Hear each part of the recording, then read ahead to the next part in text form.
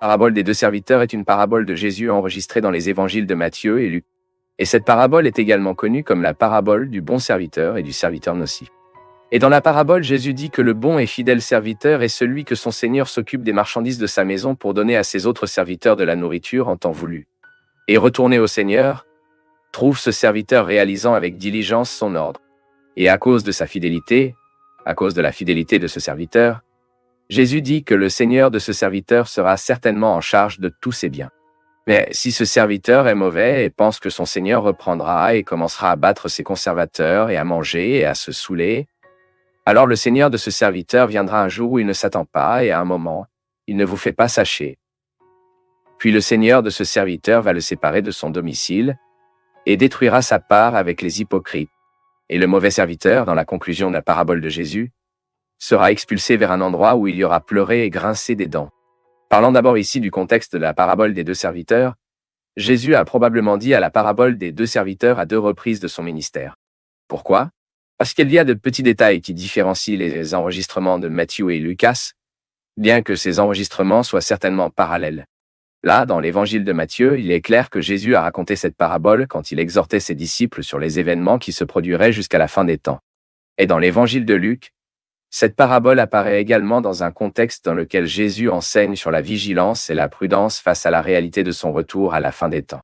Eh bien, et parlant plus précis de cette parabole, nous pouvons dire que Jésus applique une scène très courante qui persiste à ce jour. Pourquoi? Parce qu'il semble que Jésus est en tête un homme riche qui allait voyager. Et avant de partir, l'homme riche a mis son employé une plus grande confiance en tant que responsable de tous les autres employés. Et cet employé, ce serviteur, qui a été placé en tant qu'administrateur de la chambre, ne devrait pas seulement superviser le travail des autres, mais également s'assurer que rien ne manquait à d'autres serviteurs. Et dans la parabole, Jésus indique clairement que le serviteur qui est conscient de la tâche déléguée par son Seigneur et le remplit avec diligence est un bon serviteur. Mais le serviteur qui agit avec mépris et incontrôlable face à la responsabilité qu'il a reçue, c'est un mauvais serviteur infidèle. Et il est intéressant de noter que le récit de la parabole des deux serviteurs enregistré par Lucas a une conclusion supplémentaire qui n'apparaît pas dans le dossier de Matthieu. Et dans cette conclusion, Jésus dit, et le serviteur qui connaissait la volonté de son Seigneur et ne s'est pas approché. Et il n'a pas fait comme volonté, il sera puni de nombreux fouets. Mais ce qu'il ne savait pas et a fait des choses dignes de fouetter, avec peu de fouettera sera puni. Et à tout ce qu'il est donné, il sera beaucoup demandé. Et tellement si vous vous avez confié, il sera beaucoup plus demandé. Sans aucun doute, parle de surveillance et de l'engagement. Avec le zèle et en faveur des autres, les trésors spirituels que Dieu leur a confiés.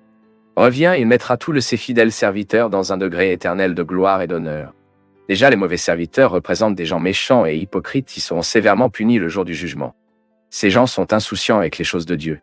Par exemple, au lieu de prendre soin des nécessiteux, les mauvais serviteurs font de la cruauté contre eux.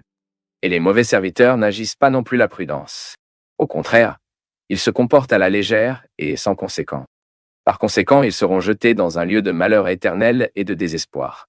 Et la conclusion supplémentaire de la parabole des deux serviteurs dans l'évangile de Luc nous enseigne toujours que la révélation de Dieu au monde rend toutes les personnes inexcusables, même à différents degrés.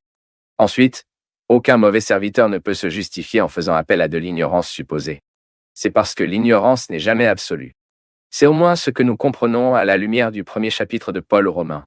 D'où le verset 20, il écrit « Depuis la création du monde, les attributs invisibles de Dieu, sa puissance éternelle et sa nature divine, ont été clairement vus, étant compris à travers les choses créées, de sorte que ces hommes sont indésirables, parce qu'étant connus Dieu, ni qu'ils lui ont donné des grâces, mais ses pensées sont devenues futiles et ses cœurs insensés obscurcissaient. Disant les sages sont devenus quadrupèdes et reptiles. » Et au verset 25, il souligne toujours « Échanger la vérité de Dieu contre des mensonges et adorer et servi des choses et des êtres créés à la place du Créateur, qui est béni pour toujours. Amen. » Tâche désignée par lui dans l'intérêt de ceux qui sont précieux pour lui. Ainsi, sans aucun doute, cette parabole des deux serviteurs nous invite à faire une réflexion très grave et urgente dans nos vies. Comment attend-on le retour de notre Seigneur Jésus-Christ? Sommes-nous de bons et fidèles serviteurs? Sommes-nous vraiment engagés dans l'œuvre de Dieu? Entrions-nous avec diligence avec la cause de l'Évangile? La vigilance, la prudence, la dévotion et la persévérance qui caractérisent notre vie chrétienne? Ou agissons-nous comme un mauvais serviteur infidèle? Vivons-nous nos vies comme si Christ avait mis beaucoup de temps à revenir? Ou pire, comme s'il ne retournait jamais? Traitez-nous les choses de Dieu avec négligence? Sans aucun doute, nous devons penser de toute urgence à ces problèmes.